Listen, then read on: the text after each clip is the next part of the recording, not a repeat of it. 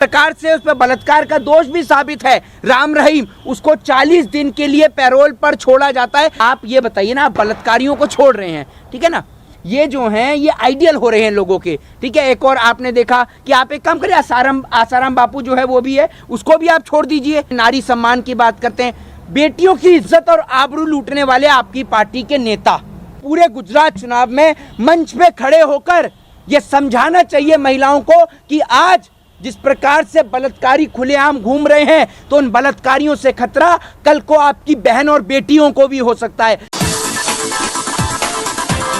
मैं आपको बता दूं कि जो करनाल से जो बीजेपी की जो मेयर थी रेणुबाला गुप्ता, उन्होंने जिस प्रकार से राम रहीम को, आप सभी लोगों ने सुना होगा कि उन्होंने पिताजी कहकर भी संबोधित किया था, और उन्होंने क्या लिखा था वो मैं आपको पढ़कर बता भी देता हूं कि जो रेप के जो दोषी हैं राम रहीम, उनको लेकर करनाल की जो बीजेपी की जो मेयर हैं रेणुबाला गुप्ता ने राम रहीम को पिताजी कहकर संबोधित किया। इस कार्यक्रम में शामिल इन नेताओं ने, और सुन लीजिए कौन कौन में शामिल था कार्यक्रम में, मैं आपको बता दूं कि बीजेपी के जिला अध्यक्ष योगेंद्र राणा, डिप्टी मेयर नवीन कुमार और मिनिया डिप्टी मेयर राजेश कुमार भी इसमें शामिल थे। मैं आपको बता दूं जिस प्रकार से आप देख रहे हैं कि बलात्कारियों को पैरोल पे छोड़ दिया जा रहा है। एक और तो देश के प्रधानमंत्री जी कहते हैं कि बेटी बचाओ बेटी पढ़ाओ, और वो भी ठीक से नहीं बोल पाते हैं।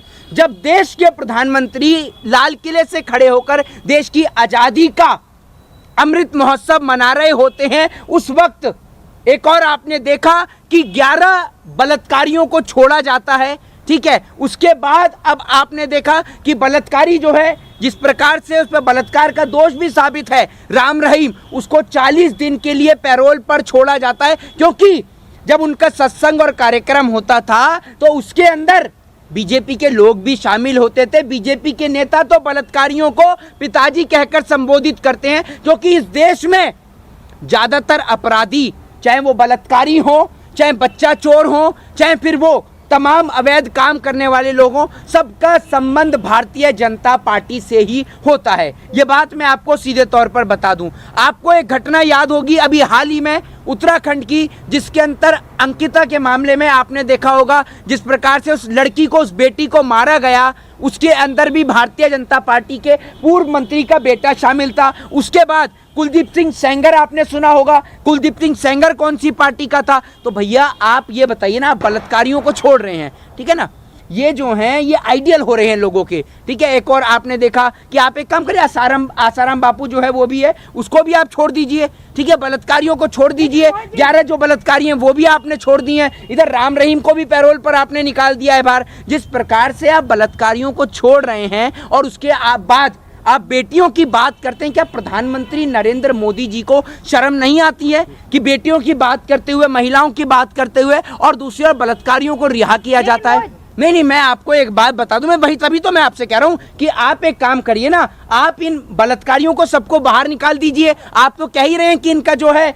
बर्ताव इनका अच्छा है, तो आप एक काम करिए, इन बलात्कारियों को बाहर निकाल दीजिए और लोग इनसे प्रेरणा लेंगे। तो प्रेरणा स्त्रोतक हो रहे हैं ना लोगों के, ये तो लोगों के प्रेरणा स्त्रोतक हो रहे हैं बलात्कारी। भाजपा वाले तो उनको पिताजी कह रहे हैं। जो पार्टी के नेता बलात्कारियों को पिताजी कहें, ऐसे बाबाओं को वो पिताजी कहकर बुलाएं, तो मुझे बड़ी शर्म आती है इस बात से। दूसरी बात, प्रधानमंत्री नरेंद्र मोदी जी नारी सम्मान की बात किस मुंह से कर लेते हैं, मुझे तो ये समझ में नहीं आता। आपने देखा होगा कि देश के प्रधानमंत्री जी हर टाइम 24 घंटे अरे नारी सम्मान की बात करते हैं। बेटियों की इज्जत और आबरू लूटने वाले आपकी पार्टी के नेता, बेटियों के साथ खिलवाड़ करने वाले आपकी पार्टी के नेता, बलात्कारियों को पिताजी बोलने वाले आपकी पार्टी के नेता, तो आप किस मुंह से जो है वो महिला सम्मान की बात करते हैं, नारी सम्मान की बात करते हैं? अरे भैया, इनका तो बस नहीं चल रहा। ये महिलाओं की सुरक्षा का जिम्मा भी आसाराम और राम रहीम जैसे लोगों को दे दें, उनके हाथ में दे दें। आपको एक बात सीधे तौर पे बताऊं कि आज कहीं से कहीं तक आपको, कश्मीर से कन्याकुमारी तक आपको महिला सुरक्षित नजर आती है? बताइए, आपको पूरे देश में अगर आपको लगता हो कि महिला सुरक्षित है, बताइए। अरे भैया, यूपी में अगर महिलाएं सुरक्षित हैं तो आपने देखा होगा हाल ही में अभी लखनऊ के अंदर एक छात्र के साथ में बलात्कार हुआ है। क्या आपको एक महिला होते हुए इस बात की जरा भी शर्म और अफसोस नहीं? मैं आपसे कह रहा हूं, आपको महिला होते हुए क्या आपका सीना, आपका कलेजा नहीं पसीजता? क्या आपका दिल इतना पत्थर का है कि आप एक महिला होते हुए भी ये दिल ये इस बात के लिए नहीं सोचता कि कम से कम मैं एक महिला हूं, मेरे को महिला के लिए, मैं आपसे एक महिला के तौर पर मैंने सिर्फ इनसे इतना सा प्रश्न किया कि आप एक महिला हैं, क्या आपका महिला होते हुए दूसरी महिला के लिए कलेजा नहीं पसीजता? क्या आपको इस बात का बुरा नहीं लगता कि बलात्कार के जो 11 दोषी हैं उनको किस प्रकार से जेल से रिहा किया जाता है, जिस प्रकार से राम रहीम को आपने देखा कि जो है पैरोल पर बाहर निकाला जाता है? तो क्या आपको नहीं लगता कि हम सिर्फ महिला सुरक्षा की बात ही करते हैं, नारी शक्ति की बात ही करते हैं, हम किसी भी चीज पर इम्प्लीमेंट नहीं करते हैं, किसी भी कार्य पे कोई भी इम्प्लीमेंट नहीं करते हैं? देखिए वो महिलाएं मंत्री कहां से बोलेंगी? अरे उन महिला मंत्री जब बोलती हैं जब बात उनकी बेटियों की आती है, ठीक है ना। वित्त मंत्री जी सब्जी अगर खरीदने जाएंगी बाजार में तो 1000 फोटो अगले दिन सोशल मीडिया पे नजर आ जाएंगी, ठीक है ना। अगर आप वित्त मंत्री की बेटी के ऊपर आरोप लगाएंगे, वित्त मंत्री के या फिर स्मृति ईरानी की बेटी के ऊपर आरोप लगाएंगे तो ये खूब बोलेंगे, ये लोग बड़े चिल्ला चिल्ला कर बोलेंगे। लेकिन जब बात इस देश के अंदर की बेटियों की आती है, गरीब बेटियों की आती है, आप आम जनता की बेटियों की और बच्चियों की बात आती है, तो भारतीय जनता पार्टी के तमाम नेताओं के, मंत्रियों के, सांसदों के मुंह पर ताला लग जाता है, इनके मुंह के अंदर फेविकॉल जम जाती है। आज पूरे गुजरात चुनाव में मंच पे खड़े होकर यह समझाना चाहिए महिलाओं को कि आज जिस प्रकार से बलात्कारी खुलेआम घूम रहे हैं तो उन बलात्कारियों से खतरा कल को आपकी बहन और बेटियों को भी हो सकता है। क्योंकि आपको मैं एक बात बता दूं कि कुत्ते की पूंछ को चाहे आप 12 साल पाइप में रख लो, वो एक बार को सीधी हो सकती है, लेकिन ये भारतीय जनता पार्टी के नेता कुत्ते की पूंछ से भी बदतर हैं। ये जिंदगी में कभी सीधे नहीं हो सकते। इन्हों का एक एजेंडा इस देश के अंदर है हिंदू और मुसलमान का।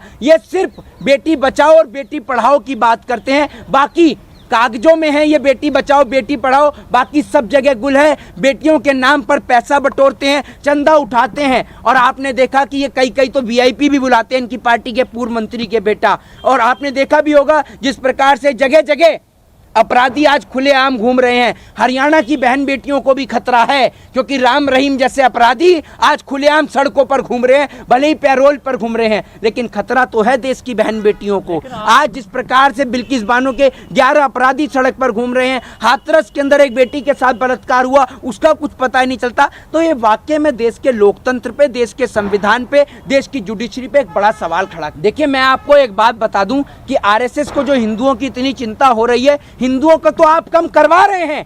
अरे आपकी पार्टी की सरकार है, 158 दिन से ज्यादा हो गए जम्मू कश्मीर के अंदर धरना चलते हुए। कहां है आपकी पार्टी के लोग? इतने लोग मर रहे हैं। अभी आपने सुना होगा कृष्ण भट्ट की हाल ही में हत्या हुई है, उससे पहले राहुल भट्ट की हत्या हुई है गोली मार के। अरे आपकी पार्टी के लोग तो आज सत्ता में बैठे हैं और वही तो हिंदुओं को कम करवा रहे हैं। और बीजेपी की सत्ता होने के बावजूद भी अगर हिंदू कम हो रहे हैं तो सवाल तो बीजेपी से पूछा जाएगा। ये तो है नहीं कि हम ट्रंप का गलेबान जाके पकड़ लें। तू बता भैया, तो आपने जिस प्रकार से धर्म के अंदर धर्म का मजाक बना दिया है, अब धर्म परिवर्तन आदमी क्यों कर रहा है ये तो बताइए मुझे। आप धर्म की अच्छाइयां लोगों को बता नहीं रहे हैं। धर्म का एकमात्र एक उपदेश है, चाहे वो कोई भी धर्म हो, हिंदू, मुस्लिम, सिख, ईसाई, सब धर्म का सिर्फ एक उपदेश है और वो है इंसान होकर मानवता से प्रेम करना, इंसान होकर इंसानियत से प्रेम करना। ये धर्म सिखाता है, ये सभी का धर्म सिखाता है। धर्म में कहीं पे भी क्रूरता नहीं लिखी है, धर्म में कहीं पे भी लड़ाई झगड़ा आक्रोश नहीं दिखा है। लेकिन ये तो आप देख रहे हैं हर जगह धर्म के नाम पर दंगे करते हैं। तो ऐसे में लोग क्या करेंगे आप ये बताइए सीधे तौर पर। ये धर्म की अच्छाइयां बता नहीं रहे हैं। नहीं तो वो आप जाकर उनसे पूछिए। मैं क्या आपको उनकी पार्टी का राष्ट्रीय प्रवक्ता दिखता हूं जो आप मुझसे पूछ रहे हैं? अरे जिस मुद्दे के बारे में मुझे पता ही नहीं है तो आप बच क्या रहे हैं? आप एक काम करिए, आपको पता है तो आप आके बता दीजिए। अरे भैया इस्तीफा उन्होंने पार्टी ने मांगा या उन्होंने दिया, ये बताइए आप। तो ये तो जब आप एक बात मुझे बताइए, मान लीजिए मैं किसी व्यक्ति के लिए बिना सोचे समझे बिना सुने मैं उनके लिए टिप्पणी दे दूं और वो गलत निकले सूचना, फिर अगर मान लीजिए मैंने बोल दिया उन्होंने अपनी मर्जी से दिया है और वो कहते मैंने अपनी मर्जी से नहीं दिया, फिर तो जिस बात की आपको जानकारी ना हो, भारतीय जनता पार्टी के पत्रकार मत बनिए जनाब, ठीक है। पूर्ण जानकारी लेके आइए। जब वो इस बारे में कोई ट्वीट करेंगे या लिखित में बोलेंगे तो पार्टी से आप एक बात बताइए, अगर पार्टी ने उनसे मांगी है, इस्तीफा मांगा है, तो उन्होंने एमएलए पद से इस्तीफा क्यों नहीं दिया? बहुत सारे सवाल खड़े होते हैं ना। तो इसलिए बेगानी शादी में अब्दुल्ला दीवाना मत बनिए, पूरी तरीके से जानकारी इकट्ठा करिए, उसके बाद सवाल करिए।